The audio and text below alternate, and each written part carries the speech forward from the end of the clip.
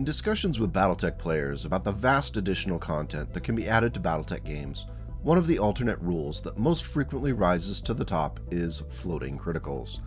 Today I'd like to take a look at the rule and see if I can make the case for adding it to your next game of classic tabletop Battletech. If you're already a fan of the rule, keep being awesome, you demigod amongst humans. The standard Mech hit location table looks like this, with a 2d6 roll determining where on a mech damage is allocated. Note the devious little asterisk up here at the top for a roll of 2. The fine print states that on a roll of a 2, a critical hit may be achieved even if there is still armor remaining on the mech. This makes a logical sense, as in the real world, a particular section of a mech or a tank could breach before the rest of the armor in that section. Your standard anti-tank missile isn't blowing off a whole sheet of armor. Rather, it's focusing an intense amount of kinetic energy on as small a point of armor as possible in the hope of penetrating it. However, in the standard rules, the floating critical can only take place in the torsos depending upon the directional source of incoming fire.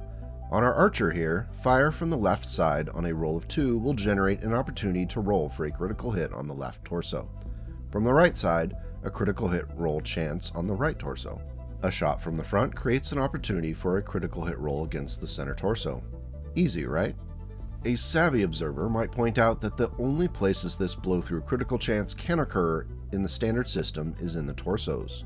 The floating critical rule seeks to remedy that by allowing for the possibility of a blow-through critical chance everywhere, even the head. Here's how it works. Our attacking mech warrior has hit with a medium laser and rolled a 2 on the hit location table. Instead of allocating the 5 damage and rolling to see if there was a critical hit on the center torso, she will roll the 2d6 again and reference the table a second time. As it turns out, the mech warrior's second roll was a 10, so the 5 damage is allocated to the armor of the archer's left arm, then the roll to see if there's a critical hit on the left arm is taken. You might ask, well, what happens if she rolls another 2? Well, in that case, the location is deemed to be a torso hit in the original 2 roll. In the case of our shot against the archer, it would have been the center torso. Now let's look at another example.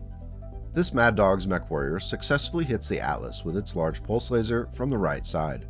After an original 2d6 roll of 2, instead of hitting the right torso and rolling to see if there's a critical, the 2d6 is rolled again. This time the roll is a 4, so the damage is applied to the right arm. Then the attacker rolls an 8 on the determining critical hits table, achieving a critical hit on that arm. It looks like things aren't going well for our Atlas today. What do you think about the floating critical rule? Do you swear by it, or is it the worst thing ever? Let me know in the video comments below. If you have a cool story about how a floating critical has completely changed or saved your game, let me know. Big thanks as always for watching, and the Ko-Fi supporters named above, you are amazing. If you want more, check out the channel or click on the link above. I crave the dopamine hit that comes from seeing numbers slowly go up. Take care and go make the world a slightly better place today and tomorrow.